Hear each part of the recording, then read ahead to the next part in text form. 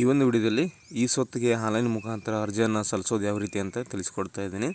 ನೀವು ಕೂಡ ಈ ಸ್ವತ್ತಿಗೆ ಅರ್ಜಿ ಸಲ್ಲಿಸಬೇಕಂದ್ರೆ ಈ ಒಂದು ವಿಡಿಯೋನ ಪೂರ್ತಿಯಾಗಿ ನೋಡಿದರೆ ನಿಮಗೆ ಅರ್ಥ ಆಗುತ್ತೆ. ನೀವೇ ನಿಮ್ಮ ಮೊಬೈಲ್ನಲ್ಲಿ ಅರ್ಜಿಯನ್ನು ಸಲ್ಲಿಸ್ಕೋಬೋದು. ಆ ರೀತಿಯಾಗಿ ಸ್ಟೆಪ್ ಬೈ ಸ್ಟೆಪ್ ಆಗಿ ಹೇಳಿಕೊಡ್ತೀನಿ. ಬನ್ನಿ ವಿಡಿಯೋನ ಸ್ಟಾರ್ಟ್ ಮಾಡೋಣ. ಮೊದಲಿಗೆ ಗೂಗಲ್ ಸರ್ಚನ್ನು ಓಪನ್ ಮಾಡ್ಕೊಳ್ಳಿ. ಗೂಗಲ್ ಸರ್ಚಲ್ಲಿ ಈ ಸ್ವತ್ತು ಅಂತ ಸರ್ಚ್ ಮಾಡಿ ಫಸ್ಟ್ ಲಿಂಕ್ ಮೇಲೆ ಕ್ಲಿಕ್ ಮಾಡಿದ ನಂತರ ಈ ರೀತಿಯಾಗಿ ಬರುತ್ತೆ. ಇಲ್ಲಿ ನಿಮಗೆ ನಾಗರಿಕ ಸೇವೆಗಳು ತೋರಿಸುತ್ತೆ. ಸಿಟಿಜನ್ ಲಾಗಿನಲ್ಲಿ ಏನೆಲ್ಲ ಮಾಡ್ಬೋದು ಅಂತ ಈ ರೀತಿಯಾಗಿ ಬರುತ್ತೆ. ಇದರಲ್ಲಿ ಒಂದ್ಸಲ ನೋಡಿ ಚೆಕ್ ಮಾಡ್ಕೊಳ್ಳಿ, ಏನೆಲ್ಲ ಮಾಡ್ಬೋದು ಅಂತ ಗೊತ್ತಾಗುತ್ತೆ ನಿಮಗೆ. ಸಿಟಿಜನ್ ಲಾಗಿನ್ ಮೂಲಕ ಈ ಸ್ವತ್ತಿಗೆ ಅರ್ಜಿ ಸಲ್ಲಿಸೋಕ್ಕೆ ಅವಕಾಶವನ್ನು ಕೊಟ್ಟಿದ್ದಾರೆ. ಗ್ರಾಮವನ್ನು, ಬೆಂಗಳೂರು, ಕರ್ನಾಟಕವನ್ನಲ್ಲೂ ಕೂಡ ಅವಕಾಶ ಇದೆ. ಸಿಟಿಜನ್ ಲಾಗಿನಲ್ಲಿ ಕೊಟ್ಟದ್ದು ಸೊ ಎಲ್ಲರಿಗೆ ತುಂಬಾ ಒಳ್ಳೆಯದಾಗಿದೆ ಅಂತ ಅನ್ಕೊತೀನಿ. ಸೊ ನಾಗರಿಕ ಲಾಗಿನ್ ಅಂತ ಕ್ಲಿಕ್ ಮಾಡ್ಕೊಳ್ಳಿ. ಮೇಲ್ಗಡೆ ಸಿಟಿಜನ್ ಲಾಗಿನ್ ಕ್ಲಿಕ್ ಮಾಡಿದ ನಿಮಗೆ ಈ ರೀತಿಯಾಗಿ ಬರುತ್ತೆ. Citizen, common service centre, POS user ಅಂತ 3 ಥರ ಕೊಟ್ಟಿದ್ದಾರೆ, 3 ಲಾಗಿನ್ನು. ಸೊ ಇದರಲ್ಲಿ ಸಿಟಿಜನ್ ಅಂತ ಫಸ್ಟ್ ಒನ್ ಇದೆ. ಆ ಫಸ್ಟ್ ಒನ್ನಲ್ಲಿ ನೀವು ಅರ್ಜಿಯನ್ನು ಹಾಕೋಬೇಕು ನೋಡಿ. ಕಾಮನ್ ಸರ್ವಿಸ್ ಸೆಂಟ್ರಲ್ಲಿ ಕ್ಲಿಕ್ ಮಾಡಿಕೊಂಡಾಗ ನಿಮಗೆ ಬೆಂಗಳೂರು, ಕರ್ನಾಟಕವನ್ನು ಮತ್ತು BSK ಯೂಸರು, ಗ್ರಾಮವನ್ನು ಕೂಡ ತೋರಿಸ್ತಾ ಇದೆ. ಸಿಟಿಜನ್ ಅಂತ ಲಾಗಿನ್ ಅಂತ ಕ್ಲಿಕ್ ಮಾಡಿಕೊಂಡು ಮೊಬೈಲ್ ನಂಬರ್ ಹಾಕ್ಕೊಳ್ಳಿ. ಮೊಬೈಲ್ ನಂಬರ್ ಹಾಕಿ OTP ಹೋಗುತ್ತೆ. ಬಂದಿರುವಂಥ OTP ಹಾಕಿ ನೀವು ಲಾಗಿನನ್ನು ಮಾಡ್ಕೊಳ್ಳಿ. OTP ಹಾಕಿ ಕ್ಯಾಪ್ಚರ್ ಕೋಡ್ ಹಾಕಿ ಲಾಗಿನನ್ನು ಮಾಡ್ಕೊತಾ ಇದ್ದೀನಿ. ಲಾಗಿನ್ ಮಾಡ್ಕೊಂಡಾಗ ನಿಮಗೆ ಈ ರೀತಿಯಾಗಿ ಬರುತ್ತೆ. ಡೈರೆಕ್ಟಾಗಿ ನಿಮಗೆ ಡಿಸ್ಟಿಕ್ಕು, ತಾಲೂಕು, ಪಂಚಾಯತು ಎಲ್ಲನೂ ಕೇಳ್ತಾ ಇದೆ ಸರ್ಚ್ ಮಾಡೋದಕ್ಕೆ. ಸೊ ನಾವು ಇವಾಗ ಹೊಸ ಅಪ್ಲಿಕೇಶನ್ ಹಾಕಬೇಕು ಈ ಸ್ವತ್ತಿಗೆ. ಮೇಲ್ಗೊಂದು ಆಪ್ಷನ್ ಇದೆ ಸಿಟಿಜನ್ ಸರ್ವಿಸ್ ಅಂತ, ಎಲ್ಲ ಒಂದು ಆಪ್ಷನ್ ಇದರಲ್ಲೇ ಕೊಟ್ಟಿರ್ತಾರೆ. ಸಿಟಿಜನ್ ಸರ್ವಿಸ್ನಲ್ಲಿ ನಮಗೆ ನ್ಯೂ ಅಪ್ಲಿಕೇಶನ್ ಬೇಕಾಗಿದೆ. ಇವಾಗ ಈ ಸ್ವತ್ತಿಗೆ ಹೊಸದಾಗಿ ಅಪ್ಲಿಕೇಶನ್ ಹಾಕಬೇಕು. ಹಾಗಾಗಿ ನ್ಯೂ ಅಪ್ಲಿಕೇಶನ್ ಅಂತ ಕ್ಲಿಕ್ ಮಾಡಿದಾಗ ನಿಮಗೆ ಈ ರೀತಿಯಾಗಿ ಬರುತ್ತೆ. ಮೊದಲಿಗೆ ಡಿಸ್ಟಿಕನ್ನು ಸೆಲೆಕ್ಟ್ ಮಾಡ್ಕೊಳ್ಳಿ. ನಿಮ್ದು ಯಾವ ಜಿಲ್ಲೆ ಇದೆ ಸ್ವಂತ ಆ ಒಂದು ಜಿಲ್ಲೆಯನ್ನು ಸೆಲೆಕ್ಟ್ ಮಾಡ್ಕೊಳ್ಳಿ. ನಮ್ಮದು ಯಾದಗಿರಿ ಇದೆ, ಯಾದಗಿರಿ ತೊಗೊತಾ ಇದ್ದೀನಿ. ತಾಲೂಕು ಸೆಲೆಕ್ಟ್ ಮಾಡ್ಕೊಳ್ಳಿ. ಗ್ರಾಮ ಪಂಚಾಯತ್ ಯಾವ ತಾಲೂಕಿನಲ್ಲಿ ಬರುತ್ತೋ ಆ ತಾಲೂಕು ಮತ್ತು ಗ್ರಾಮ ಪಂಚಾಯತಿ ಹೆಸರೇನಿದೆ ಅದು ಸರಿಯಾಗಿ ನೋಡಿಕೊಂಡು ಸೆಲೆಕ್ಟನ್ನು ಮಾಡ್ಕೊಳ್ಳಿ. ಆ ಒಂದು ತಾಲೂಕಿನಲ್ಲಿ ಎಷ್ಟು ಇರ್ತಾವೆ ಗ್ರಾಮ ಪಂಚಾಯತಿ ಅಷ್ಟು ಬರುತ್ತವೆ. ಅದರ ನಂತರ ವಿಲೇಜ್ ಸೆಲೆಕ್ಟ್ ಮಾಡ್ಕೊಳ್ಳಿ. ಆ ಗ್ರಾಮ ಪಂಚಾಯತಿನಲ್ಲಿ ನಿಮ್ಮ ಒಂದು ವಿಲೇಜ್ ಇಲ್ಲಿ ಹೆಸರು ಬರಬೇಕು. ಬಂದಿಲ್ಲ ಅಂದರೆ ಗ್ರಾಮ ಪಂಚಾಯತಿ ನೇಮ್ ತಪ್ಪಾಗಿ ಅಂತ ಅರ್ಥ. ಅದರ ನಂತರ ಇಲ್ಲಿ ಪ್ರಾಪರ್ಟಿ ಕ್ಲಾಸಿಫಿಕೇಷನ್ ಸೆಲೆಕ್ಟ್ ಮಾಡ್ಕೊಳ್ಳಿ. ಗ್ರಾಮ ಠಾಣಾ 11A ಅಂತ ಸರ್ಚ್ ಮಾಡ್ಕೊಳ್ಳಿ. ಹಲವಾರು ಕೊಟ್ಟಿರ್ತಾರೆ. ಪ್ರಾಪರ್ಟಿ ಪ್ರಾಜೆಕ್ಟ್ 11A, ಗ್ರಾಮ ಪಂಚಾಯತಿ ನಂಬರು, ಈ ರೀತಿಯಾಗಿ ಭಾಳಷ್ಟು ಕೊಟ್ಟಿರ್ತಾರೆ. ಸೊ ನಮಗೆ ಇವಾಗ ಬೇಕಾಗಿರೋದು ಗ್ರಾಮ ಠಾಣಾ 11A ಈ ಖಾತೆ ಮಾಡಿಸ್ಬೇಕಾಗಿದೆ. ಹಾಗಾಗಿ ಫಸ್ಟಿಗೆ ಕೊಟ್ಟಿದ್ದಾರೆ ಗ್ರಾಮ ಠಾಣಾ 11A ಅಂತ, ಅದನ್ನು ನೀವು ಸೆಲೆಕ್ಟನ್ನು ಮಾಡ್ಕೋಬೇಕು. ನೆಕ್ಸ್ಟು ಪ್ರಾಪರ್ಟಿ ಟೈಪನ್ನು ಸೆಲೆಕ್ಟ್ ಮಾಡಿ. ಪ್ರಾಪರ್ಟಿನಲ್ಲಿ ನಿವೇಶನ, ಕಟ್ಟಡ, ಭೂ ಪರಿವರ್ತನೆ, ಜಮೀನು ಅಂತಿದೆ. ಸೊ ನಮ್ಮದು ಕಟ್ಟಡ ಇದೆ, ಕಟ್ಟಡನ ತೊಗೊತಾ ಇದ್ದೀನಿ. ಅದರ ನಂತರ ಇಲ್ಲಿ ಪ್ರಾಪರ್ಟಿ ಕ್ಯಾಟಗರಿ ಕೇಳ್ತಾ ಇದೆ. ಪ್ರಾಪರ್ಟಿ ಕ್ಯಾಟಗರಿ ಸೆಲೆಕ್ಟ್ ಮಾಡಿದ ನಿಮಗೆ ವಸತಿ, ವಾಣಿಜ್ಯ, ಕೈಗಾರಿಕೆ, ವಸತಿಯೇತರ ಈ ರೀತಿಯಾಗಿ ಹಲವಾರು ಬರುತ್ತವೆ. ಸೊ ವಸತಿ ಅಂದರೆ ನಿಮಗೆ ಮನೆಯದು, ಈಗ ಮನೆಯದು ಆಗ್ತಾ ಇದ್ದೀನಿ, ಹಾಗಾಗಿ ವಸತಿ ಅಂತ ತೊಗೊತಾ ಇದ್ದೀನಿ. ಇಲ್ಲಿ ಕಾರ್ನರ್ ಸೈಟ್ ಅಂತ ಕೇಳ್ತಾ ಇದೆ. ಕಾರ್ನರ್ ಸೈಟ್ ಅಲ್ಲ ಇದು, ಆಗ ನಾವು ತೊಗೊತಾ ಇದ್ದೀನಿ. ಅದರ ನಂತರ ಇಕ್ವಿಜೇಷನ್ ಟೈಪ್ ಅಂತ ಕೇಳ್ತಾ ಇದೆ. ಆಸ್ತಿ ವಿಭಜನೆ, ಪಿತ್ರಾರ್ಜಿತ ಆಸ್ತಿ, ಗಿಫ್ಟ್ ಡೀಡು, ವಿಲ್ಲು, ಹಕ್ಕುಪತ್ರ ಅಂತ ಇದೆ. ಸೊ ಇದರಲ್ಲಿ ನಿಮ್ಗೆ ಯಾವುದು ಅನ್ವಯಿಸುತ್ತೋ ಅದನ್ನು ಹಾಕ್ಕೊಳ್ಳಿ. ಇದು ಮುತ್ತಾತನಿಂದ ತಾತನಿಗೆ, ತಂದೆಗೆ ಬಂದಿರುವಂಥದ್ದು, ಹಾಗಾಗಿ ಪಿತ್ರಾರ್ಜಿತ ಆಸ್ತಿನ ತೊಗೊತಾ ಇದ್ದೀನಿ. ಅಸೆಟ್ ನಂಬರ್ ಕೇಳ್ತಾ ಇದೆ. ಮನೆಯ ನಂಬರ್ ಹಾಕ್ಕೊಳ್ಳಿ. ಮನೆ ನಂಬರ್ ನಿಮಗೆ ಕೊಟ್ಟಿರ್ತಾರೆ. ಟ್ಯಾಕ್ಸ್ ಪೇಡ್ ಮಾಡುವಾಗ ರಿಸಿಪ್ಟ್ನಲ್ಲಿ ನಿಮಗೆ ಮೆನ್ಷನ್ ಆಗಿರುತ್ತೆ ಮನೆ ಸಂಖ್ಯೆ. ಆ ಸಂಖ್ಯೆ ಹಾಕಿ ಸೇವ್ ಅಂತ ಕ್ಲಿಕ್ ಮಾಡ್ಕೊಳ್ಳಿ. ಮಾಡಿದ ನಂತರ ನೋಡಿ property basic detail saved application number ಅಂತ ಬಂದಿದೆ. ಈ ಒಂದು ನಂಬರ್ ನೋಟ್ ಮಾಡಿ ಇಟ್ಕೊಳ್ಳಿ, ಒಂದು ಕಡೆ ಬರೆದು ಇಟ್ಕೊಳ್ಳಿ. ಓಕೆ ಅಂತ ಕ್ಲಿಕ್ ಮಾಡಿ. ಓಕೆ ಅಂತ ಕ್ಲಿಕ್ ಮಾಡಿದಾಗ ಮತ್ತೆ ನಿಮಗೆ ಎಡಿಟ್ ಮಾಡೋಕ್ಕೂ ಅವಕಾಶ ಕೊಟ್ಟಿದ್ದಾರೆ ನೋಡಿ. ಏನಾದರೂ ತಪ್ಪಾಗಿದ್ದರೆ ಎಡಿಟ್ ಕೂಡ ಮಾಡ್ಕೋಬೋದು. ಎಡಿಟ್ ಅಂತ ಆಪ್ಷನ್ ಇದೆ, ಅದ್ರ ಮೇಲೆ ಕ್ಲಿಕ್ ಮಾಡ್ಕೊಂಡು ಎಡಿಟ್ ಮಾಡ್ಕೋಬೋದು. ಕೆಳಗಡೆ ಸ್ಕ್ರಾಲ್ ಡೌನ್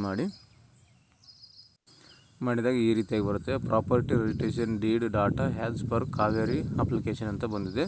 ನಿಮ್ಮದೇನಾದರೂ ಈ ಒಂದು ಫ್ಲ್ಯಾಟು ಅಥವಾ ಮನೆ ಸಬ್ ರಿಜಿಸ್ಟ್ರಿ ಆಫೀಸ್ನಲ್ಲಿ ರಿಜಿಸ್ಟ್ರೇಷನ್ ಆಗಿತ್ತಪ್ಪ ಅಂದರೆ ಅದರ ಒಂದು ಡಾಕ್ಯುಮೆಂಟ್ ರಿಜಿಸ್ಟ್ರೇಷನ್ ನಂಬರನ್ನು ಇಲ್ಲಿ ಹಾಕೋದಿರುತ್ತೆ. ನಿಮ್ಮ ಒಂದು ಮನೆ ಗ್ರಾಮದಲ್ಲಿರುವಂಥ ಮನೆ ರಿಜಿಸ್ಟ್ರೇಷನ್ ಎಲ್ಲ ಆಗಿಲ್ಲ, ಸೇಲ್ ಡೀಡು ಅಗ್ರಿಮೆಂಟ್ ಖರೀದಿ ಆಗಿಲ್ಲ ಕಾವೇರಿ ಇದರಲ್ಲಿ ಅಂದರೆ ನೋ ಅಂತ ಕ್ಲಿಕ್ ಮಾಡ್ಕೋಬೇಕು. ನೋ ಅಂತ ಕ್ಲಿಕ್ ಮಾಡ್ಕೊಂಡ್ರೆ ಡಾಕ್ಯುಮೆಂಟ್ ಟೈಪ್ ಸೆಲೆಕ್ಟ್ ಮಾಡ್ಕೊಳ್ಳಿ. ಅದೇ ಪಿತ್ರಾರ್ಜಿತ ಆಸ್ತಿ ವಿಭಜನೆ, ಗಿಫ್ಟ್ ಡೀಡು, ಸೇಲ್ ಡೀಡು ಇರುತ್ತೆ ಬರುತ್ತೆ. ಸೊ ಇಲ್ಲಿ ಡಾಕ್ಯುಮೆಂಟ್ ಡೇಟ್ ಕೇಳುತ್ತೆ.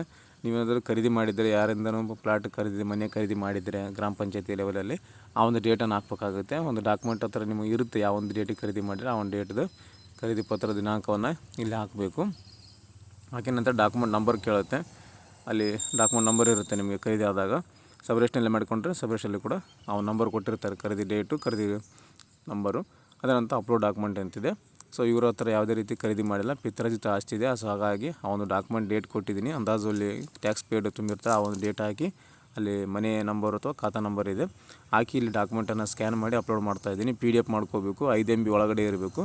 ಡಾಕ್ಯುಮೆಂಟ್ ಅಪ್ಲೋಡ್ ಆಗಿದೆ, ಡಾಕ್ಯುಮೆಂಟ್ ಈಸ್ ಸೇವ್ಡ್ ಅಂತ ಬಂದಿದೆ. ಓಕೆ ಅಂತ ಕ್ಲಿಕ್ ಮಾಡಿ ಮತ್ತೆ ಕೆಳಗಡೆ ಸ್ಕ್ರಾಲ್ ಡೌನ್ ಮಾಡ್ಕೊಂಡಾಗ ಈ ರೀತಿ ಬರುತ್ತೆ. ಮೇಲ್ಗಡೆ ಏನು ಸೇವ್ ಮಾಡಿರ್ತೀರಲ್ಲ ನೀವು, ಅದನ್ನು ಕೆಳಗಡೆ ಶೋ ಆಗುತ್ತೆ. ಅದೆಲ್ಲ ಸರಿಯಾಗಿದೆ ಒಂದು ಸಲ ನೋಡ್ಕೊಂಡು ನಂತರ ಇಲ್ಲಿ ಪ್ರೊಸೀಡ್ ನೆಕ್ಸ್ಟ್ ಅಂತ ಕ್ಲಿಕ್ ಮಾಡಿ ಮತ್ತೆ ನೆಕ್ಸ್ಟ್ ಸ್ಟೆಪ್ಪಿಗೆ ಹೋಗುತ್ತೆ. ಇಲ್ಲಿ ಏರಿಯಾ ಡೀಟೇಲ್ಸ್ ಬರುತ್ತೆ, ಎಂಟರ್ ಏರಿಯಾ ಸ್ಕ್ವೇರ್ ಮೀಟರು ಅಂತ ಬರುತ್ತೆ. ಇಲ್ಲಿ ಎಷ್ಟು ಸ್ಕ್ವೇರ್ ಮೀಟ್ರ್ ಇದೆ ಅಂತ ನಿಮಗೆ ಗೊತ್ತಿರಬೇಕು. ನಿಮಗೆ ಗೊತ್ತಾಗಿಲ್ಲ ಅಂದರೆ ಡಾಕ್ಯುಮೆಂಟು ಅಥವಾ ಮ್ಯಾಪಲ್ಲಿ ಒಂದು ಸ್ಕ್ವೇರ್ ಮೀಟರು ಸ್ಕ್ವೇರ್ ಫೀಟ್ನಲ್ಲಿ ಕೊಟ್ಟಿರ್ತಾರೆ ಒಂದು ಜಾಗದ ಅಳತೆ ಅಥವಾ ಮನೆಯ ಅಳತೆಯನ್ನು, ಅದನ್ನು ನೋಡಿ ಸರಿಯಾಗಿ ಎಂಟ್ರ್ ಮಾಡಬೇಕು. ಮಾಡಿದ ನಂತರ ಪ್ರೊಸೀಡ್ ನೆಕ್ಸ್ಟ್ ಅಂತ ಕ್ಲಿಕ್ ಮಾಡಿ ಮತ್ತೆ ನೆಕ್ಸ್ಟ್ ಸ್ಟೆಪ್ಪಿಗೆ ಹೋಗುತ್ತೆ. ಸ್ವಲ್ಪ ವೇಟ್ ಮಾಡಿ, ನೋಡಿ ಈ ರೀತಿಯಾಗಿ ಬರುತ್ತೆ, ಸೇವ್ಡ್ ಸಕ್ಸಸ್ಫುಲ್ ಅಂತ. ಓಕೆ ಅಂತ ಕ್ಲಿಕ್ ಮಾಡಿ ನಂತರಲ್ಲಿ ಪ್ರಾಪರ್ಟಿ ಓನರ್ಸ್ ಡೀಟೇಲ್ಸ್ ಅಂತ ಬರುತ್ತೆ. ಈಗ ನಿಮ್ಮದು ಮನೆಯ ಒಂದು ಓನರ್ದ ಹೆಸರು ಹಾಕೋದಿರುತ್ತೆ. ಇಲ್ಲಿ ಕೆಳಗೆ ನೋಡಿ ಆ್ಯಡ್ ನ್ಯೂ ಓನರ್ ಅಂತಿದೆ. ಸೊ ಇಲ್ಲಿ ಓನರು SR ನಾವು ಕೇಳ್ತದೆ, ಎಸ್ ಅಂತ ಟಿಕ್ ಮಾಡ್ಕೊಳ್ಳಿ. ಈಗ ಓನರ್ ಹೆಸರನ್ನು ನಾವು ಆ್ಯಡ್ ಮಾಡಬೇಕಾಗಿದೆ, ಎಸ್ ಅಂತ ಟಿಕ್ ಮಾಡ್ಕೊಂಡಾಗ please select the owner type from the drop down list to the add new owner ಅಂತಿದೆ. ಸೊ ಇದನ್ನು ಓಕೆ ಅಂತ ಕ್ಲಿಕ್ ಮಾಡ್ಕೊಂಡಾಗ ಇಲ್ಲಿ ಸೆಲೆಕ್ಟ್ ದ ರೀಜನ್ ಆ್ಯಡಿಂಗ್ ಅಂತಿದೆ. ಸೊ ನೇಮ್ ಆಲ್ರೆಡಿ ಇನ್ನು panchayat but not shown above ಅಂತಿದೆ. ಸೊ ಆ ಪಂಚಾಯತಿಯಲ್ಲಿ ಆಲ್ರೆಡಿ ಹೆಸರಿದೆ, ಸೊ ಇಲ್ಲಿ ಮೇಲ್ಗಡೆ ಶೋ ಆಗಿಲ್ಲ ಅಂತ ಬರ್ತಾಯಿದೆ. ಸೊ ಹಲವಾರು ರೀತಿ ರೀಜನನ್ನು ಇಲ್ಲಿ ಕೊಟ್ಟಿದ್ದಾರೆ. ಸೊ ಇದರಲ್ಲಿ ನಿಮ್ಗೆ ಯಾವುದು ಅನ್ವಯ ಆಗುತ್ತೋ ಅದನ್ನು ನೋಡ್ಕೊಳ್ಳಿ. ಇವ್ರದ್ದು ಗ್ರಾಮ ಪಂಚಾಯತಿಯಲ್ಲಿ ಹೆಸರು ನೋಂದಣಿ ಆಗಿದೆ, ಬಟ್ ಇಲ್ಲಿ ಮೇಲ್ಗಡೆ ಬರ್ತಾಯಿಲ್ಲ ಓನರ್ ಹೆಸರು. ಸೊ ಹಾಗಾಗಿ ನಾನು ಫಸ್ಟ್ ಒನ್ನನ್ನೇ ತೊಗೊತಾ ಇದ್ದೀನಿ. ಫಸ್ಟ್ ಒಂದು ತೊಗೊಂಡ ನಂತರ ಮತ್ತೆ ಈ ರೀತಿಯಾಗಿ ಬರುತ್ತೆ. ಓಕೆ ಅಂತ ಕ್ಲಿಕ್ ಮಾಡಿದಾಗ KYC ಕಂಪ್ಲೀಷನ್ ಓನರ್ ಅಂತ ಬಂದಿದೆ.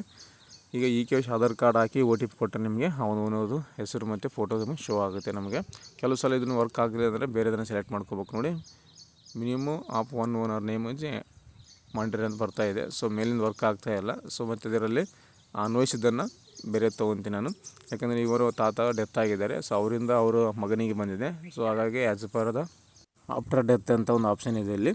ಸೊ ಇದನ್ನು ನಾನು ತೊಗೊತೀನಿ. ಇದನ್ನು ತೊಗೊಂಡು ನಾನು ಮುಂದುವರಿಸ್ತೀನಿ. ನೀವು ನೋಡಿಕೊಳ್ಳಿ, ನಿಮಗೆ ಅನ್ವಯಿಸಿದ್ದನ್ನು ಹಾಕ್ಕೊಂಡು ನೆಕ್ಸ್ಟ್ ಸ್ಟೆಪ್ಪಿಗೆ ಬನ್ನಿ. ನೆಕ್ಸ್ಟ್ ಓನರ್ ನೇಮ್ ಅಂತ ಕೇಳ್ತದೆ, ಎಂಟರ್ ಓನರ್ ನೇಮ್ ಎಂಟರ್ ಮಾಡಿಕೊಂಡು ಆ್ಯಡ್ ಓನರ್ ಟು ಲಿಸ್ಟ್ ಅಂತಿದೆ, ಅದನ್ನು ಕ್ಲಿಕ್ ಮಾಡಿದಾಗ ನಿಮಗೆ ಕೆಳಗಡೆ ಒಂದು ಬಾಕ್ಸ್ ಬರುತ್ತೆ. ಆ ಬಾಕ್ಸಲ್ಲಿ ನೀವು ಓನರ್ ನೇಮ್ ಏನು ಎಂಟರ್ ಮಾಡಿರ್ತೀರ ಅದು ಇಲ್ಲಿ ನಿಮಗೆ ಶೋ ಆಗುತ್ತೆ. ಅದನಂತರ ಡೂ KYC ಅಂತ ಒಂದು ರೈಟ್ ಸೈಡಲ್ಲಿ ಆಪ್ಷನ್ ಇದೆ ನೋಡಿ, ಡೂ KYC ಮೇಲೆ ಕ್ಲಿಕ್ ಮಾಡ್ಕೊಳ್ಳಿ. ಈ ರೀತಿ KYC ಪೇಜ್ಗೆ ಓಪನ್ ಆಗುತ್ತೆ. ಇಲ್ಲಿ ಒಂದು ಓನರ್ದು ಆಧಾರ್ ಕಾರ್ಡ್ ನಂಬರ್ ಹಾಕಿ ನೀವು OTP ಕೊಟ್ಟು ಇದನ್ನು ಸಬ್ಮಿಟನ್ನು ಮಾಡೋದಿರುತ್ತೆ. ಆಧಾರ್ ಕಾರ್ಡ್ಗೆ ಮೊಬೈಲ್ ನಂಬರ್ ಲಿಂಕ್ ಇರಲೇಬೇಕು, ಲಿಂಕ್ ಇಲ್ಲಾಂದರೆ ಮಾಡೋಕ್ಕಾಗೋದಿಲ್ಲ. OTP ಹಾಕಿ ಸಬ್ಮಿಟ್ ಕೊಟ್ಟಿದ್ದೀನಿ ನೋಡಿ, KYC ಕಂಪ್ಲೀಟೆಡ್ ಸಕ್ಸಸ್ಫುಲಿ ಅಂತ ಬಂದಿದೆ. ಓಕೆ ಅಂತ ಕ್ಲಿಕ್ ಮಾಡಿ ನೋಡಿ ಈ ರೀತಿಯಾಗಿ ಬರುತ್ತೆ. ಸೊ ಅವರ ಹೆಸರು, ತಂದೆ ಹೆಸರು, ಅವರ ಒಂದು ಮನೆ ನಂಬರು ಮತ್ತು ಅಡ್ರೆಸ್ ಎಲ್ಲ ಕೂಡ ಆಧಾರ್ ಕಾರ್ಡ್ನೇ ಯಾವ ರೀತಿ ಇದೆ ಅದೇ ರೀತಿ ಬರುತ್ತೆ. Does company own this property ಅಂತ ಕೇಳ್ತಾಯಿದೆ, SR ನೋ ಅಂತ. ಇದು ಕಂಪನಿಯನ್ನು ಓನ್ ಮಾಡ್ತಾಯಿಲ್ಲ, ಸೊ ಹಾಗಾಗಿ ಕಂಪನಿ ಪ್ರಾಪರ್ಟಿ ಅಲ್ಲ ಇದು, ಹಾಗಾಗಿ ನೋ ಅಂತ ಕ್ಲಿಕ್ ಮಾಡ್ತಾಯಿದ್ದೀನಿ. ಅಂತ ಕ್ಲಿಕ್ ಮಾಡಿದ ನಂತರ ನಿಮಗೆ ನೆಕ್ಸ್ಟು ರಿಲೇಷನ್ಶಿಪ್ ಟೈಪ್ ಕೇಳುತ್ತೆ, ಅದನ್ನು ಕೂಡ ಸೆಲೆಕ್ಟ್ ಮಾಡ್ಕೊಳ್ಳಿ. ಸೊ ಅದನಂತರ ಇಲ್ಲಿ ಕೆಳಗಡೆ ನಿಮಗೆ ಓನರ್ ಫೋಟೋ ತೋರಿಸುತ್ತೆ. ಓನರ್ ಫೋಟೋ ಕೆಳಗಡೆ ಮತ್ತು ಮೊಬೈಲ್ ನಂಬರ್ ಎಂಟ್ರ್ ಮಾಡಿ ಅಂತ ಬರುತ್ತೆ. ಮೊಬೈಲ್ ನಂಬರ್ ಎಂಟ್ರ್ ಮಾಡಿ ಮತ್ತು OTPಯನ್ನು ಕಳಿಸ್ಬೇಕಾಗುತ್ತೆ. ಈ ಒಂದು ಮೊಬೈಲ್ ನಂಬರ್ ಚಾಲ್ತಿರೋ ಒಂದು ಮೊಬೈಲ್ ನಂಬರ್ನ ಎಂಟ್ರ್ ಮಾಡ್ಕೊಳ್ಳಿ. OTP ಹಾಕಿ ಇದನ್ನು ಸೇವ್ ಅಂತ ಕೊಡಿ, ಸಬ್ಮಿಟ್ ಮಾಡಿ. OTP ಸಬ್ಮಿಟ್ ಮಾಡಿದ್ರೆ ಈ ರೀತಿ ಬರುತ್ತೆ, OTP ವೆರಿಫೈಡ್ ಅಂತ. ಓಕೆ ಅಂತ ಕ್ಲಿಕ್ ಮಾಡಿ ಮತ್ತು ಸೇವ್ ಅಂತ ಕ್ಲಿಕ್ ಮಾಡಿದ ನಂತರ ಓನರ್ ಡಾಟಾ ಸೇವ್ಡ್ ಸಕ್ಸಸ್ಫುಲ್ ಅಂತ ಬಂದಿದೆ. ಓಕೆ ಅಂತ ಕ್ಲಿಕ್ ಮಾಡಿ ನೋಡಿ, ಓನರ್ದು ಡೀಟೇಲ್ಸ್ ಕೆಳಗಡೆ ಬಂದಿದೆ. ಈ ರೀತಿಯಾಗಿ ಬರಬೇಕು. ಇವಾಗೆಲ್ಲ ಸರಿದೆ ಅಂತ ನೋಡಿಕೊಂಡು KYC ಮಾಡಿದ ಮೇಲೆ ಸರಿದೆ ಅಂತ ನೋಡಿಕೊಂಡು ಪ್ರೊಸೀಡ್ ನೆಕ್ಸ್ಟ್ ಅಂತ ಕ್ಲಿಕ್ ಮಾಡಿ ಮತ್ತು ನೆಕ್ಸ್ಟ್ ಸ್ಟೆಪ್ಪಿಗೆ ಹೋಗುತ್ತೆ.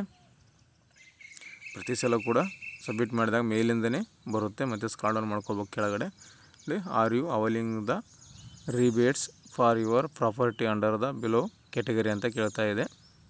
ಈ ಕೆಳಗಿನ ವರ್ಗಗಳಲ್ಲಿ ರಿಯಾಯಿತಿ ಪಡೆದಿರುವ ಕ್ಯಾಟಗರಿ ಅಂತ ಕೇಳ್ತಾ ಇದೆ. ನೋ ಅಂತ ಕ್ಲಿಕ್ ಮಾಡಿ ನೆಕ್ಸ್ಟ್ ಕೊಡಿ. ನೆಕ್ಸ್ಟ್ ಕೊಟ್ಟಾಗ ನೋಡಿ is tenant details available, enter the tenant details ಅಂತ ಬರ್ತದೆ. ಟೆನೆಂಟ್ ಅಂದರೆ ಬಾಡಿಗೆದಾರ ಅಂತ ಆಗುತ್ತೆ. ಬಾಡಿಗೆದಾರ ಯಾರಾದರೂ ಇದ್ದರೆ ಈ ಒಂದು ಮನೆಯಲ್ಲಿ ಅವರ ಒಂದು ಡೀಟೇಲ್ಸನ್ನು ಇಲ್ಲಿ ಹಾಕಬೇಕಾಗುತ್ತೆ. ಬಾಡಿಗೆದಾರ ಯಾರೂ ಇಲ್ಲ, ಸ್ವಂತ ಮನೆ ಇದೆ, ಹಾಗಾಗಿ SR ನೋ ಅಂತ ಕೊಟ್ಟಿದ್ದಾರೆ ಕೆಳಗಡೆ. ಸೊ ಅಲ್ಲಿ ನೋ ಅಂತ ಕ್ಲಿಕ್ ಮಾಡ್ಕೊಳ್ಳಿ. ಯಾರಾದರೂ ಬಾಡಿಗೆ ಇದ್ದರೆ ಈ ಒಂದು ಪ್ರಾಪರ್ಟಿಯಲ್ಲಿ ಸೊ ಬಾಡಿಗೆದಾರ ಹೆಸರನ್ನು ಹಾಕಬೇಕಾಗುತ್ತೆ. ನಾನು ನೋ ಅಂತ ಕ್ಲಿಕ್ ಮಾಡಿ ಸೇವ್ ನೆಕ್ಸ್ಟ್ ಕೊಟ್ಟಿದ್ದೀನಿ ನೋಡಿ. Please select the property resident type ಅಂತಿದೆ. ಸೊ ರೆಸಿಡೆಂಟ್ ಟೈಪ್ ಎಲ್ಲ ಮಿಸ್ ಆಗಿದೆ. ಸೊ ಆ ಥರ ಎರರ್ ಬರ್ತಾಯಿದೆ. ಸೊ ನೋಡ್ಕೋಬೇಕು, ಎಲ್ಲೇ ಒಂದು ನೀವು ಬಿಟ್ಟಿದ್ರೆ ಅದು ಎರರ್ ಕೂಡ ತೋರಿಸಿದ್ರೆ ಅದನ್ನು ಫಿಲ್ ಮಾಡಬೇಕು. ಸೊ ಇವಾಗ ನೆಕ್ಸ್ಟ್ ಸ್ಟೆಪ್ಪಿಗೆ ಬಂದಿದ್ದೆ ನೋಡಿ, ಅಲ್ಲಿ ನೆಕ್ಸ್ಟ್ ಅಂತ ಕೊಟ್ಟಿದ್ದೆ ನಾನು. ನೆಕ್ಸ್ಟ್ ಇವಾಗ ಲೊಕೇಶನ್ ಪ್ರಾಪರ್ಟಿ ಅಂತ ಬಂದಿದೆ. ಲೊಕೇಶನ್ ಪ್ರಾಪರ್ಟಿನಲ್ಲಿ ನಿಮ್ಮ ಒಂದು ಮನೆ ಎಲ್ಲಿದೆ ಅಂತ ಈ ಒಂದು ಮ್ಯಾಪಲ್ಲಿ ಶೋ ಆಗ್ತಾ ಇರುತ್ತೆ. ಸೊ ಶೋ ಆಗಿಲ್ಲ, ಬೇರೆ ಒಂದು ಸ್ಥಳಕ್ಕೆ ಇಲ್ಲಿ ಶೋ ಆಗ್ತಾಯಿದೆ ಅಂದರೆ ನಿಮ್ಮ ಒಂದು ಊರಿನ ಹೆಸರಲ್ಲಿ ಲೊಕೇಶನ್ ಎಂಟರ್ ಅಂತಿದೆ ನೋಡಿ. ಎಂಟರ್ ಲೊಕೇಶನಲ್ಲಿ ನಿಮ್ಮೊಂದು ಊರಿನ ಹೆಸರು ಸರ್ಚ್ ಮಾಡ್ಕೊಳ್ಳಿ. ಊರಿನ ಹೆಸರು ಸರ್ಚ್ ಆದಾಗ ಅಲ್ಲಿ ನಿಮ್ಮೊಂದು ಊರಿನ ಮ್ಯಾಪು ಓಪನ್ ಆಗುತ್ತೆ. ಅಲ್ಲಿ ಓಪನ್ ಆದಾಗ ನಿಮ್ಮ ಮನೆ ಯಾವ ಕಡೆ ಬರುತ್ತೆ, ಯಾವ ಒಂದು ಸ್ಥಳದಲ್ಲಿ ಲ್ಯಾಂಡ್ ಮಾರ್ಕಲ್ಲಿ ನಿಮ್ಮ ಮನೆ ಲೊಕೇಟ್ ಆಗಿದೆ ಆ ಒಂದು ಸ್ಥಳವನ್ನು ನೀವು ಕ್ಲಿಕ್ ಮಾಡಬೇಕು. ಕ್ಲಿಕ್ ಮಾಡಿದಾಗ ನಿಮಗೆ ರೆಡ್ ಕಲರಲ್ಲಿ ಶೋ ಆಗ್ತಾಯಿದೆ ನೋಡಿ ಲೊಕೇಶನ್. ಈ ರೀತಿ ನಿಮ್ಮದು ಬರುತ್ತೆ. ಅಲ್ಲಿ ನಿಮ್ಮ ಮನೆ ಯಾವ ಹತ್ರ ನಿಯರೆಸ್ಟ್ ಇದೆ ಅಲ್ಲಿನ ಕ್ಲಿಕ್ ಮಾಡ್ಕೋಬೇಕು. ಕ್ಲಿಕ್ ಮಾಡ್ಕೊಂಡ್ರೆ ನಿಮಗೆ ಆಟೋಮೆಟಿಕ್ಕಾಗಿ ಊರ ಹೆಸರು, ಲೊಕೇಶನು ಎಲ್ಲ ತಾಲೂಕು, ಡಿಸ್ಟಿಕ್ ಆಟೋಮೆಟಿಕ್ಕಾಗಿ ಕೆಳಗಡೆ ಫಿಲ್ ಆಗುತ್ತೆ. ಮೇಲ್ಗಡೆ ಲೊಕೇಶನ್ ಮೇಲೆ ಕ್ಲಿಕ್ ಮಾಡಿಕೊಂಡ್ರೆ ಕೆಳಗಡೆ ನಿಮಗೆ ಬಾಕ್ಸಲ್ಲಿ ಆಟೋಮೆಟಿಕ್ ಫಿಲ್ ಆಗುತ್ತೆ. ಏನೆಲ್ಲ ಫಿಲ್ ಆಗಿಲ್ಲ ಅದನ್ನು ಮತ್ತೆ ರೀಎಂಟ್ರನ್ನು ಮಾಡ್ಕೊಳ್ಳಿ. ಪ್ರಾಪರ್ಟಿ ರಿಸೈಡಿಂಗ್ ಆನ್ ಟೈಪ್ ಅಂತಿದೆ. ಸೊ ಪ್ರಾಪರ್ಟಿ ನೋಡಿ, SS, state highway, national highway, other roads ಎಲ್ಲ ಇದು ಕೊಟ್ಟಿದ್ದಾರೆ. ಸೊ ನಿಮ್ಮ ಒಂದು ಮನೆ ಅಥವಾ ನಿಮ್ಮ ಮನೆ ಆಜು ಬಾಜು ಏನಾದರೂ ರೋಡ್ ಇದ್ದಾವೆ, ತಾಲೂಕು ಲೆವೆಲ್ ರೋಡು, ಜಿಲ್ಲಾ ಮಟ್ಟ road, state level road, national highway, ಈ ರೀತಿ ಏನೇನಿದೆ ಅದನ್ನು ಇಲ್ಲಿ ಎಂಟ್ರ್ ಮಾಡಬೇಕು. ನಿಯರೆಸ್ಟ್ ಲ್ಯಾಂಡ್ ಮಾರ್ಕ್ ಅಂತ ಕೇಳ್ತದೆ, ಲ್ಯಾಂಡ್ ಮಾರ್ಕನ್ನು ಹಾಕ್ಕೊಳ್ಳಿ. ಪಿನ್ ಕೋಡ್ ಕೇಳ್ತಾ ಇದೆ, ಪಿನ್ ಕೋಡ್ ಗೊತ್ತಿಲ್ಲ ಅಂದರೆ ನಿಮಗೆ ಆಧಾರ್ ಕಾರ್ಡ್ನಲ್ಲಿ ಇರುತ್ತೆ, ಅದನ್ನು ನೋಡ್ಕೊಂಡು ಎಂಟ್ರ್ ಮಾಡ್ಕೊಳ್ಳಿ. ಕರೆಕ್ಟಾಗಿ ಎಂಟ್ರ್ ಮಾಡ್ಕೊಳ್ಳಿ. ಇಲ್ಲಿ ಲ್ಯಾಂಗ್ಟಿಟ್ಯೂಡು ಏನಿದೆಯಲ್ಲ ಅದು ಮ್ಯಾಪಲ್ಲಿ ಸೆಲೆಕ್ಟ್ ಮಾಡಿದ ನಂತರ ಆಟೋಮೆಟಿಕ್ಕಾಗಿ ಲ್ಯಾಂಗ್ಟಿಟ್ಯೂಡು ಆಟೋಮೆಟಿಕ್ ನಂಬರ್ ಬಂದಿದೆ. ಇಲ್ಲಿ ಮೇಲ್ಗಡೆ ಮ್ಯಾಪಲ್ಲಿ ಕ್ಲಿಕ್ ಮಾಡಿಲ್ಲ ಅಂದಾಗ ಮಾತ್ರ ಇದು ನಿಮಗೆ ಬರೋದಿಲ್ಲ. ಇಲ್ಲಿ ಒಂದು PDF ಫೈಲ್ ನಿಮಗೆ ಅಪ್ಲೋಡ್ ಮಾಡೋದಿರುತ್ತೆ, JPG ಫೈಲು ಕೂಡ, ಅಂದರೆ ಮನೆಯ ಚಿತ್ರ, ನಿಮ್ಮದು ಏನು ಜಾಗ ಇರುತ್ತಲ್ಲ ಈ ಸೊತ್ತು ಮಾಡಿಸೋದು ಆ ಒಂದು ಜಾಗದ ಚಿತ್ರವನ್ನು ಇಲ್ಲಿ ಅಪ್ಲೋಡ್ ಮಾಡಬೇಕು. ನಾನು ಆಲ್ರೆಡಿ ಸ್ಕ್ಯಾನ್ ಮಾಡಿ ಇಟ್ಕೊಂಡಿದ್ದೀನಿ. ಸೊ JPGಯಲ್ಲಿ ಮಾಡಿ ಕೂಡ ಮಾಡಬೇಕಂತ ಕೊಟ್ಟಿದ್ದಾರೆ. ಅದು 500 KB ಒಳಗಡೆ ಇರಬೇಕು. ಆಲ್ರೆಡಿ ನಾನು ಸ್ಕ್ಯಾನ್ ಮಾಡಿದ್ದೀನಿ. ನೀವು ಕೂಡ ಮನೆಯ ಚಿತ್ರ ಅಥವಾ ನಿಮ್ಮದು ಏನಿದೆ ಕಟ್ಟಡ ನಿವೇಶನ ಏನಿದೆ ಅದನ್ನು ಅಪ್ಲೋಡನ್ನು ಮಾಡ್ಕೊಳ್ಳಿ. ನೋಡಿ ನಾನು ಮಾಡಿದ್ದೀನಿ, ಆಟೋಮೆಟಿಕ್ ಡೈರೆಕ್ಟಾಗಿ ತೋರಿಸುತ್ತೆ ನಿಮಗೆ ಅಪ್ಲೋಡ್ ಮಾಡಿದ ಯಾವ ರೀತಿ ಬರುತ್ತೆ ಅಂತ. ಸೊ ಎಲ್ಲನೂ ಕರೆಕ್ಟಾಗಿ ಅನ್ಸೋದು ನೋಡಿಕೊಂಡು ಪ್ರೊಸೀಡ್ ನೆಕ್ಸ್ಟ್ ಅಂತ ಕ್ಲಿಕ್ ಮಾಡಿ ಮತ್ತು ನೆಕ್ಸ್ಟ್ ಸ್ಟೆಪ್ಪಿಗೆ ನಿಮಗೆ ಹೋಗುತ್ತೆ. ನೋಡಿ ಅಡ್ರೆಸ್ ಡೀಟೇಲ್ಸ್ ಸೇವ್ಡ್ ಅಂತ ಬಂದಿದೆ. ಸೊ ಅಡ್ರೆಸ್ ಡೀಟೇಲ್ಸು ಸೇವ್ ಆಗಿದೆ, ಓಕೆ ಅಂತ ಕ್ಲಿಕ್ ಮಾಡಿ. ಕ್ಲಿಕ್ ಮಾಡಿದ ನಂತರ ಮತ್ತೆ ಕೆಳಗಡೆ ಸ್ಕ್ರಾಲ್ ಡೌನ್ ಮಾಡಿ. ಇಲ್ಲಿ ಮತ್ತೆ ನಿಮಗೆ ಪ್ರಾಪರ್ಟಿ ಯೂಸ್ ಡೀಟೇಲ್ಸ್ ಅಂತ ಬಂದಿದೆ. Schedule of the property check ಬಂದಿ ಆ್ಯಸ್ ಪರ್ ಕಾವೇರಿ ಅಂತಿದೆ. ನಿಮ್ಮ ಒಂದು ಚೆಕ್ ಬಂದಿಯನ್ನು ಹಾಕಬೇಕಾಗುತ್ತೆ. ಮನೆಯ ಪೂರ್ವ, ಪಶ್ಚಿಮ, ಉತ್ತರ, ದಕ್ಷಿಣಕ್ಕೆ ಯಾರ್ಯಾರಿದ್ದಾರೆ ಅದನ್ನು ಇಲ್ಲಿ ಹಾಕೋದಿರುತ್ತೆ. ಮನೆಯ ಆಜು ಬಾಜುದು ಈಸ್ಟ್, ವೆಸ್ಟ್, ನಾರ್ತ್, ಸೌತ್ ಇಲ್ಲಿ ಫಿಲ್ ಮಾಡ್ತಾ ಹೋಗಬೇಕು. ಸೊ ನಿಮಗೆ ಗೊತ್ತಿರಬೇಕು ಆಜು ಬಾಜು ಯಾರಿದ್ದಾರೆ, ಮನೆ ಪಕ್ಕದಲ್ಲಿಂದ ಮುಂದೆ ಬಾಜು ಅಂತ. ಗೊತ್ತಿಲ್ಲ ಅಂದರೆ ನಿಮ್ಮ ಮನೆಯವರ ತಂದೆ ತಾಯಿಯವ್ರನ್ನ ಕೇಳಿ ಹಾಕ್ಕೊಳ್ಳಿ. ಇಲ್ಲ ನಿಮ್ಮದು ಮನೆಯ ಮ್ಯಾಪ್ ಇತ್ತು ಅಂದರೆ ಆ ಮ್ಯಾಪಲ್ಲಿ ನಿಮಗೆ ಕೊಟ್ಟಿರ್ತಾರೆ ಈಸ್ಟ್, ವೆಸ್ಟ್, ನಾರ್ತ್, ಸೌತಲ್ಲಿ ಯಾರಿದ್ದಾರೆ ಅಂತ. ಅದನ್ನು ಎಂಟ್ರನ್ನು ಮಾಡ್ಕೊಳ್ಳಿ. ಮಾಡಿಕೊಂಡು ಸೇವ್ ಅಂತ ಕ್ಲಿಕ್ ಮಾಡಿ. ಸೇವ್ ಅಂತ ಕೊಟ್ಟರೆ ಈ ರೀತಿ ಚೆಕ್ ಬಂದು ಡೀಟೇಲ್ಸ್ ಆರ್ ಸೇವ್ಡ್ ಅಂತ ಬಂದಿದೆ, ಓಕೆ ಅಂತ ಕ್ಲಿಕ್ ಮಾಡಿ. ಕ್ಲಿಕ್ ಮಾಡಿದಾಗ ಮತ್ತೆ ನಿಮಗೆ ಇಲ್ಲಿ ಈ ರೀತಿಯಾಗಿ ಬರುತ್ತೆ. ನೆಕ್ಸ್ಟ್ ಸ್ಟೆಪ್ಪು ಪ್ರಾಪರ್ಟಿ ಡೈಮೆನ್ಷನ್ಸ್ ಅಂತ ಬಂದಿದೆ. Property dimension site has old dimension ಅಂತಿದೆ. ಓಲ್ಡ್ ಡೈಮೆನ್ಷನ್ ಅಲ್ಲ, ಸೊ ಹಾಗಾಗಿ ನ್ಯೂ ಡೈಮೆನ್ಷನ್ ಇದೆ, ಹಾಗಾಗಿ ನೋ ಅಂತ ತೊಗೊಂಡಿನಿ. ಇಲ್ಲಿ ನಿಮಗೆ ನಾರ್ತ್ ಸೌತ್ ಮೀಟರಲ್ಲಿ ಕೇಳ್ತಾ ಇದೆ. ನಾರ್ತ್ ಸೌತ್ ದಕ್ಷಿಣದ ಈಸ್ಟ್ ವೆಸ್ಟ್ ಎಷ್ಟು ಇದೆ ಎಷ್ಟಿದೆ ಅಂತ ಇಲ್ಲಿ ಮೀಟರ್ ಲೆಕ್ಕದಲ್ಲಿ ಹಾಕಬೇಕು. ಸೊ ಕೆಲವೊಂದು ಮೀಟರಲ್ಲಿ ಬಂದಿರುತ್ತೆ, ಕೆಲವೊಂದು ಫೀಟ್ನಲ್ಲಿ ಬಂದಿರುತ್ತೆ. ಅದು ನೋಡಿ ಸ್ಕ್ವೇರ್ ಮೀಟರಲ್ಲಿ ತೋರಿಸ್ತಾ ಇದೆ ಮತ್ತು ಸ್ಕ್ವೇರ್ ಫೀಟ್ನಲ್ಲಿ ಎರಡರಲ್ಲಿ ಕೂಡ ನಿಮಗೆ ಇಲ್ಲಿ ಶೋ ಆಗ್ತಾ ಇದೆ. ನಿಮ್ಮ ಒಂದು ಮ್ಯಾಪ್ನಲ್ಲಿ ಎಷ್ಟಿದೆ ಅಂತ ನೋಡ್ಕೊಳ್ಳಿ. ಇಲ್ಲಿ ನೀವು ಮೀಟರ್ ಲೆಕ್ಕದಲ್ಲಿ ಹಾಕಿದರೆ ಇಲ್ಲಿ ಸ್ಕ್ವೇರ್ ಫೀಟ್ ಲೆಕ್ಕದಲ್ಲಿ ಬರಬೇಕು. ಆ ಒಂದು ಸ್ಕ್ವೇರ್ ಫೀಟ್ ಲೆಕ್ಕದಲ್ಲಿ ನಿಮ್ಮ ಒಂದು ಮ್ಯಾಪ್ನಲ್ಲಿ ಕರೆಕ್ಟಾಗಿರಬೇಕು. ಅಷ್ಟು ಬರುವ ಹಾಗೆ ನೀವು ಹಾಕ್ಕೊತಾ ಇರಬೇಕು, ಅಂದರೆ ಅಡ್ಜಸ್ಟ್ ಮಾಡ್ಕೊತಾ ಇರಬೇಕು. ಹೆಚ್ಚು ಕಮ್ಮಿ ಇಲ್ಲಿ 15, 20, 20, 30 ಈ ರೀತಿಯಾಗಿ ನೀವು ಹೆಚ್ಚು ಕಮ್ಮಿ ಹಾಕ್ಕೊಂಡ್ರೆ ಅಲ್ಲಿ ನಿಮ್ಮ ಸ್ಕ್ವೇರ್ ಫೀಟ್ ಚೇಂಜ್ ಆಗ್ತಾ ಹೋಗುತ್ತೆ. ಸೊ ನಿಮ್ಮ ಮ್ಯಾಪ್ನಲ್ಲಿರುವಂಥ ಸ್ಕ್ವೇರ್ ಫೀಟ್ ಬಂದಾಗ ಮಾತ್ರ ಅದನ್ನು ಬಿಟ್ಟಿಗೆ ಸೇವ್ ಅಂತ ಕ್ಲಿಕ್ ಮಾಡ್ಕೊಳ್ಳಿ. ಡಾಟಾ ಸೇವ್ ಆಗುತ್ತೆ. ಅಂದರೆ ಯಾಡ್ ಡಾಟಾ ಅಂತ ಸೇವ್ ಆಗಿದೆ. ನೆಕ್ಸ್ಟ್ ಇವಾಗ ಡೀಟೇಲ್ಸ್ ಆಫ್ ಎಸ್ಕಾಮ್ ಅಂತ ಬಂದಿದೆ. ವಾಟರ್ ಮೀಟರ್ ನಂಬರು ಮತ್ತು ಇಲ್ಲಿ ನಿಮಗೆ ಕರೆಂಟ್ ಬಿಲ್ಲಿಂದು ಡಾಟಾ ಈಗ ಎಂಟ್ರ್ ಮಾಡ್ತಾ ಹೋಗಬೇಕಾಗುತ್ತೆ. ಎಸ್ಕಾಮ್ ಟೈಪ್ ಕೇಳ್ತಾ ಇದೆ. ಎಸ್ಕಾಮ್ ಇದೆ, ಬೆಂಗಳೂರು ಬೆಸ್ಕಾಮು, ಜೆಸ್ಕಾಮು, ಮೆಸ್ಕಾಮು ಈ ರೀತಿಯಾಗಿ ಏನಿದಾವಲ್ಲ. ಸೊ ಇಲ್ಲಿ ಕೊಟ್ಟಿದ್ದಾರೆ ಹಲವಾರು ಇದ್ದಾವೆ. ಸೊ ನಮ್ಮದು ಗುಲ್ಬರ್ಗ ಬರುತ್ತೆ, ಗುಲ್ಬರ್ಗ ವಿದ್ಯುತ್ ಸರಬರಾಜು ಕಂಪನಿ, ಹಾಗಾಗಿ ಗುಲ್ಬರ್ಗ ಜೆಸ್ಕಾಮ್ ಅಂತ ತೊಗೊಂಡಿನಿ. ಅದರ ನಂತರ ಎಸ್ಕಾಮ್ 10 ಡಿಜಿಟ್ ಅಕೌಂಟ್ ನಂಬರ್ ಅಂತಿದೆ. ಲೈಟ್ ಬಿಲ್ಲಿನಲ್ಲಿ ನಿಮ್ಮ ಒಂದು ಅಕೌಂಟ್ ನಂಬರ್ ಇರುತ್ತೆ, ಆ ಒಂದು ಅಕೌಂಟ್ ನಂಬರ್ನ ಹಾಕಬೇಕು. ಕೆಲವೊಂದು ಕಡೆ ಹಳ್ಳಿಗಳಲ್ಲಿ ಲೈಟ್ ಬಿಲ್ಲೇ ಮಾಡಿಸ್ಕೊಂಡಿರೋದಿಲ್ಲ. ಸೊ ಕಂಪಲ್ಸರಿಯಾಗಿ ನೀವು ಮೀಟ್ರನ್ನು ಮಾಡಿಸ್ಕೊಳ್ಳೇಬೇಕು. ಮಾಡಿಸ್ಕೊಂಡಾಗ ಮಾತ್ರ ಈ ಸೊತ್ತು ನಿಮಗೆ ಈ ಖಾತಾ ಸಿಗುತ್ತೆ ಅಂತ ಹೇಳ್ಬೋದು. ಲೈಟ್ ಬಿಲ್ ಇರಬೇಕು. RR ನಂಬರ್ ಕೇಳುತ್ತೆ, RR ನಂಬರ್ ಕೂಡ ಎಂಟ್ರ್ ಮಾಡಿ, ಅದು ಲೈಟ್ ಬಿಲ್ಲಲ್ಲಿ ಇರುತ್ತೆ ನಿಮಗೆ. ಸೊ ಎರಡು ಹಾಕಿದ ನಂತರ ವೆರಿಫೈ ಆ್ಯಂಡ್ ಆ್ಯಡ್ ಅಂತ ಇದೆ. ಸೊ ಅದನ್ನು ಮಾಡ್ಕೊಳ್ಳಿ.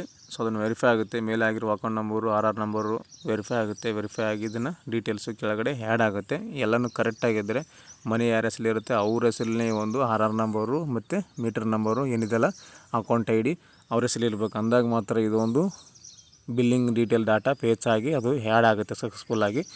ಮನೆಯ ಲೈಟ್ ಬಿಲ್ ಬೇರೆಯವ್ರ ಹೆಸರಲ್ಲಿದೆ, ಮನೆಯೇ ಬೇರೆಯವ್ರ ಹೆಸರಲ್ಲಿದೆ ಅಂದರೆ ಇದು ಡಾಟಾ ಆ್ಯಡ್ ಆಗೋದಿಲ್ಲ, ಸೇವ್ ಆಗೋದಿಲ್ಲ. ಸೊ ಭಾಳಷ್ಟು ಜನರಿಗೆ ಇಲ್ಲೇ ಪ್ರಾಬ್ಲಮ್ ಆಗ್ತಾ ಇರೋದು. ಸೊ ನಿನ್ನೆ ಒಂದು ಸುಮಾರು 4-5 ಅಪ್ಲಿಕೇಶನ್ ಹಾಕ್ಕೊಂಡಿದ್ದೀನಿ.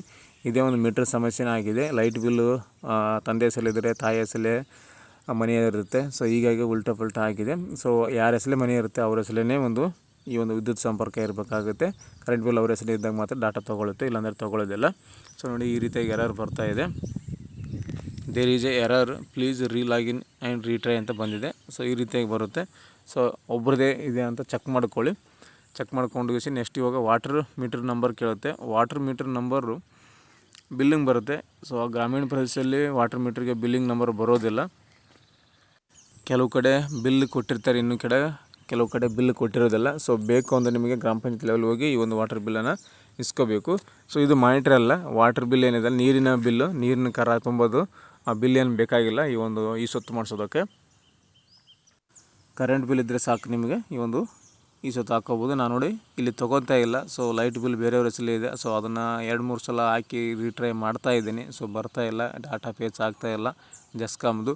ಹಾಗಾಗಿ ಈ ನೆಕ್ಸ್ಟ್ ಸ್ಟೆಪ್ ಏನಿದೆಲ್ಲ ನೋಡಿ, next step floor wise details ಕೇಳ್ತಾ ಇದೆ. ಸೆಲೆಕ್ಟ್ ಸ್ಟೋರಿ ಅಂತ ಬಂದಿದೆ. ಗ್ರೌಂಡ್ ಫ್ಲೋರಲ್ಲಿ ಏನಿದೆ ಅಂತ ಬರೀಬೇಕು, ಫಸ್ಟ್ ಫ್ಲೋರಲ್ಲಿ ಏನಿದೆ ಯಾವ ಥರ ಅಂತ ಬರೀಬೇಕಾಗುತ್ತೆ ಇಲ್ಲಿ. ಸೊ ಇಲ್ಲಿ ಫ್ಲೋರ್ ಡೀಟೇಲ್ಸ್ ಆಗ್ತಾ ಇರಬೇಕು. ನೋಡಿ ಗ್ರೌಂಡ್ ಫ್ಲೋರಲ್ಲೇ ಇರೋವಂಥ ಮನೆ ಇದು. ಹಾಗಾಗಿ enter build up area, select type of owned ಬಾಡಿಗೆ ಏನು ಬರುತ್ತೆ. ಸೆಲೆಕ್ಟ್ ಯೂಸೇಜ್ ಟೈಪ್ ಅಂತ ಕೇಳ್ತಾ ಇದೆ. ರೆಸಿಡೆಂಟಲ್ ಮತ್ತು ಇಲ್ಲಿ ಯಾವಾಗಿಂದ ಈ ಒಂದು ಪ್ರಾಪರ್ಟಿಲಿ ಇದ್ದೀರಾ ಆ ಒಂದು ಕನ್ಸ್ಟ್ರಕ್ಷನ್ ಇಯರ್ ಕೇಳ್ತಾ ಇದೆ. ಆ ಒಂದು ಕನ್ಸ್ಟ್ರಕ್ಷನ್ ಇಯರನ್ನು ಹಾಕಬೇಕು, ಯಾವಾಗ ಬಿಲ್ಡ್ ಮಾಡಿದ್ದಾರೆ ಅದ್ರ ಬಗ್ಗೆ ಇಲ್ಲಿ ಫಿಲ್ ಮಾಡ್ತಾ ಹೋಗಬೇಕು. ನಂತರ ಸೆಲೆಕ್ಟ್ ರೂಪ್ ಟೈಪ್ ಅಂತ ಕೇಳ್ತದೆ. ರೂಪ್ ಟೈಪ್ ನೋಡಿ RCC ಇದೆಯಾ ಅಥವಾ ಮದ್ರಾಸ್ ತಾರಸಿ ಇದೆ, ಕಡಪ ತಾರಸಿ ಇದೆಯಾ, ಮಂಗಳೂರು ಹೆಂಚು, AC ಸೀಟು, ಕರಿ ಹೆಂಚು, ಮಣ್ಣಿನ ಮೇಲ್ಛಾವಣಿ ಮತ್ತು ಕಡಪ ಸ್ಲಬ್ದ ಅಂತಿದೆ. ಸೊ ಹಲವಾರು ರೀತಿ ಕೊಟ್ಟಿರ್ತಾರೆ. ಸೊ ಅನ್ವಯಿಸಿದ್ದನ್ನು ನೀವು ಹಾಕ್ಕೋಬೇಕು. ಸೆಲೆಕ್ಟ್ ಫ್ಲೋರ್ ಟೈಪ್ ಅಂತಿದೆ. ಫ್ಲೋರ್ ಟೈಪು ಮಾರ್ಬಲು, ನೆಲ ಹಾಸು, ಗ್ರಾನೈಟು ಈ ರೀತಿಯಾಗಿದೆ. ಸೊ ನೆಲ ಹಾಸು ಯಾವ ರೀತಿ ಇದೆ ನೆಲದಲ್ಲಿ, ಸೊ ಅದನ್ನು ನೀವು ಹಾಕ್ಕೋಬೇಕಾಗುತ್ತೆ. ಪ್ರತಿಯೊಂದು ಮಾಹಿತಿಯನ್ನು ಇಲ್ಲಿ ನೀವು ಆ್ಯಡನ್ನು ಮಾಡ್ತಾ ಹೋಗಬೇಕಾಗುತ್ತೆ. ಎಲ್ಲನೂ ಮ್ಯಾಂಡೇಟರಿ ಇದೆ. ರೆಡ್ ಮಾರ್ಕಲ್ಲಿ ಸ್ಟಾರ್ ಮಾರ್ಕಲ್ಲಿದೆ. ಸೊ ವುಡ್ ಯೂಸೇಜ್ ಅಂತಿದೆ. ತೇಗದ ಮರ, ಕಿಟಕಿ ಬಾಗಿಲುಗಳು ಅಂತ ಕೊಟ್ಟಿದ್ದಾರೆ. ಬಾಗಿಲು ಕಿಟಕಿಗಳ ಬಗ್ಗೆ ಕೂಡ ಮಾಹಿತಿಯನ್ನು ಕೇಳಿದ್ದಾರೆ, ವುಡ್ ಯೂಸೇಜು. ಸೊ ಇಲ್ಲಿ ರಿಮಾರ್ಕ್ ಇದೆ. ರಿಮಾರ್ಕ್ ಏನು ಬರೆಯೋಂಗಿಲ್ಲ. ಸೇವ್ ಅಂತ ಕ್ಲಿಕ್ ಮಾಡ್ಕೊಳ್ಳಿ, ಡಾಟಾ ಸೇವ್ ಆಗುತ್ತೆ. ಸೊ ನೆಕ್ಸ್ಟ್ ಸ್ಟೆಪ್ ಇವಾಗ ನೋಡಿ ಡಾಟಾ ಸೇವ್ ಆಗಿದೆ, ಓಕೆ ಅಂತ ಕ್ಲಿಕ್ ಮಾಡಿ. ನೆಕ್ಸ್ಟ್ ಸ್ಟೆಪ್ ಇಲ್ಲಿ ಬಿಲ್ಡಿಂಗ್ ಏರಿಯಾ ಡೀಟೇಲ್ಸ್ ಅಂತ ಬಂದಿದೆ. ಇಲ್ಲಿ plinth area the building square meter ಅಂತ ಕೇಳ್ತಾ ಇದೆ. ಸ್ಕ್ವೇರ್ ಮೀಟರ್ನಲ್ಲಿ ಪ್ಲಿಂತ್ ಏರಿಯಾನ ಹಾಕಬೇಕು. ಅನ್ಡಿವೈಡೆಡ್ ಪ್ಲಾಟ್ ಸೈಜ್ ಅಂತಿದೆ. ಸೊ ಅದನ್ನು ಕೂಡ ಹಾಕ್ಬೇಕು. ಇಲ್ಲಿ ಟೋಟಲ್ ಅನ್ಡಿವೈಡೆಡ್ ಪ್ಲಾಟ್ ಸೈಜ್ ಅಂತ ಇದೆ. ಸೊ ನೀವೇನಾದರೂ ಪ್ಲಾಟ್ ಇದೆ ನಿಮಗೆ ಗೊತ್ತಿದ್ದರೆ ಡಿವೈಡೆಡ್ ಆಗಿದ್ದರೆ ಇಲ್ಲಿ ನೀವು ಹಾಕಬೇಕಾಗುತ್ತೆ.